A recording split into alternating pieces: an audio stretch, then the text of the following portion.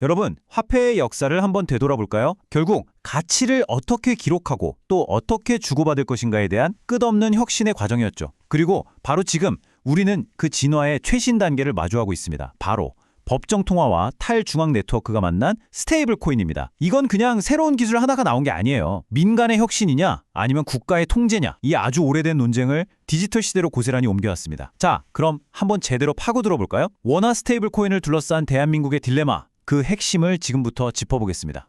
그럼 가장 기본부터 시작해야겠죠? 도대체 이 스테이블 코인이라는 게 뭘까요? 자, 여기 보시면 스테이블 코인을 정의하는 몇 가지 핵심적인 특징들이 있는데요. 첫째, 중앙은행이 아니라 민간에서 발행합니다. 둘째, 분산원장, 그러니까 우리가 아는 블록체인 위에서 돌아다니죠.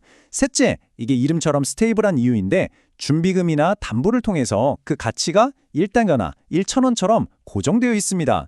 그리고 마지막, 이게 또 중요한데 결제 완결성을 갖는다는 겁니다. 이게 무슨 말이냐면 거래가 그 네트워크 안에서 최종적으로 딱 끝난다는 의미예요. 이 표를 보면 그 차이가 한눈에 확 들어오실 거예요.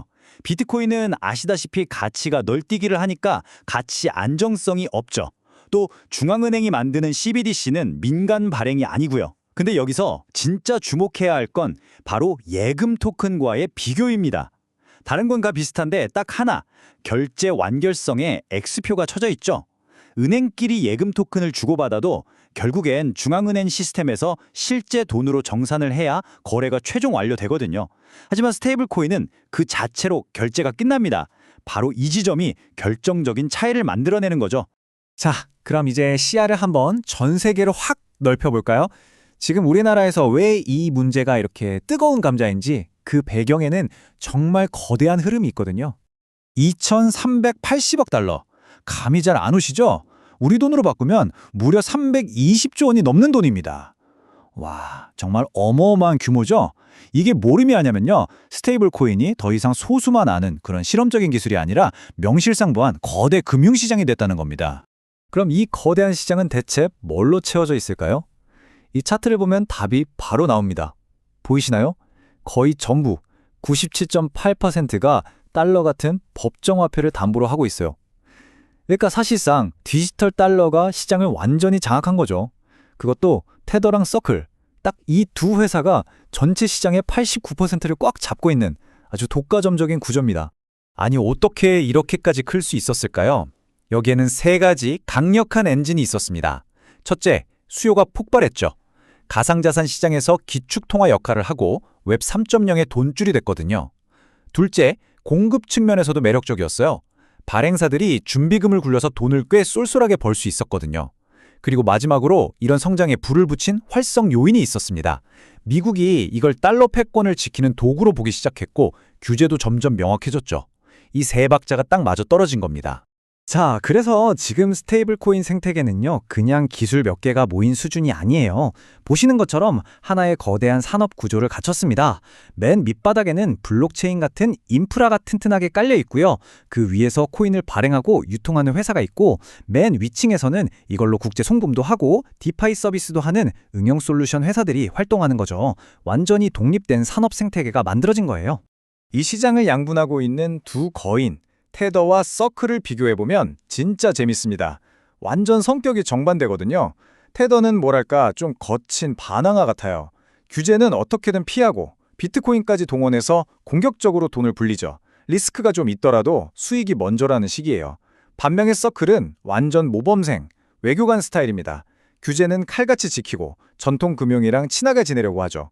근데 문제는 너무 안전하게 가다 보니까 이자 수익에만 목을 메고 있어서 나중에 금리가 떨어지면 어쩌나 하는 걱정이 있는 거죠. 정말 다른 길을 가고 있죠. 자, 이제 무대를 다시 한국으로 옮겨보겠습니다. 전 세계를 휩쓰는 이 거대한 디지털 달러의 파도가 바로 우리, 대한민국의 문 앞까지 밀려온 겁니다. 이거 그냥 남의 나라 얘기가 아니에요. 우리 통화 주권에 대한 아주 직접적인 도전이고, 그래서 지금 이렇게 논쟁이 뜨거운 겁니다. 정부와 한국은행의 입장은 아주 명확하고 또 단호합니다. 한마디로 위험하다는 거죠. 이 달러 스테이블 코인에 걷잡을 수 없이 퍼지면 우리가 금리를 올리고 내려도 아무 소용이 없게 될 수 있다. 결국 금융 시스템 전체가 불안해질 수 있다. 이런 강력한 우려를 표하고 있는 겁니다. 통제권을 잃을 수 있다는 거죠. 기존 금융권, 그러니까 은행들 입장은 조금 더 복잡해요. 이걸 위기이면서 동시에 기회로 보고 있거든요. 이러다 우리 돈 다 달러로 빠져나가는 거 아니냐, 빨리 원화 기반 대안을 만들어야 한다고 주장하죠. 그러면서 내놓는 해법이 뭐냐? 바로 은행들이 뭉쳐서 만들자는 겁니다. 그렇게 하면 예금 뺏길 일도 없고 우리가 잘 아는 결제 시스템도 더 효율적으로 만들 수 있다는 계산이죠. 자, 마지막으로 가상자산업계의 목소리를 들어볼까요? 이쪽은 정말 절박합니다. 이거야말로 우리 핀테크 산업이 세계 무대에서 한번 뛰어볼 마지막 기회다. 맨날 은행들 하던 대로 꽁꽁 묶는 규제 말고 좀 숨통을 틔워주는 유연한 규제가 필요하다고 외치고 있어요. 이분들한테는 정말 회사에, 아니 산업의 명운이 걸린 문제인 셈이죠. 이렇게 각자의 입장이 팽팽하게 맞서는 상황. 그렇다면 국내 금융시장의 여러 플레이어들, 그러니까 은행, 카드사, 가상자산 사업자들은 각자 어떤 카드를 손에 쥐고 어떤 게임을 해야 살아남을 수 있을까요? 각자 잘하는 걸로 승부를 봐야겠죠. 우선 은행들은 힘을 합쳐서 원화 스테이블 코인을 직접 만드는 걸 생각해 볼 수 있습니다. 그리고 원래 잘하던 신뢰도를 무기로 자산을 보관해주거나 운용해주는 서비스를 할 수도 있겠죠. 카드사나 결제사들은 이걸로 가맹점 대금 정산을 하루 만에 끝내버리는 식으로 혁신을 일으킬 수 있고요. 현실 세계와 블록체인을 연결하는 다리 역할, 즉 온 오프램프 서비스도 좋은 기회가 될 겁니다. 마지막으로 가상자산 사업자들은 그 누구보다 기술을 잘 알잖아요. 그 기술력으로 스마트 계약의 고질적인 문제를 해결해주거나 복잡한 규제를 쉽게 지킬 수 있는 솔루션을 만들어서 새로운 먹거리를 찾을 수 있을 겁니다. 결국 우리는 지금 미래의 돈이 어떤 모습이어야 하는지 그 거대한 갈림길에 서 있는 셈입니다. 그리고 이 모든 논쟁의 한가운데에는 혁신이라는 거대한 엔진과 안정이라는 튼튼한 브레이크, 이 둘 사이에 팽팽한 줄다리기가 있죠. 이게 그냥 말로만 하는 논쟁이 아니라는 걸 이 사건이 아주 뼈아프게 보여줍니다. 2022년에 있었던 웜홀 브릿지 해킹 사건인데요. 블록체인들을 서로 연결해주던 다리가 공격을 받아서 우리 돈으로 4천억 원이 넘는 3억 2,500만 달러가 순식간에 사라졌습니다. 화려한 혁신이라는 동전의 뒷면에는 이렇게 차갑고 현실적인 위험이 있다는 걸 절대 잊어서는 안 된다는 아주 강력한 경고 메시지죠.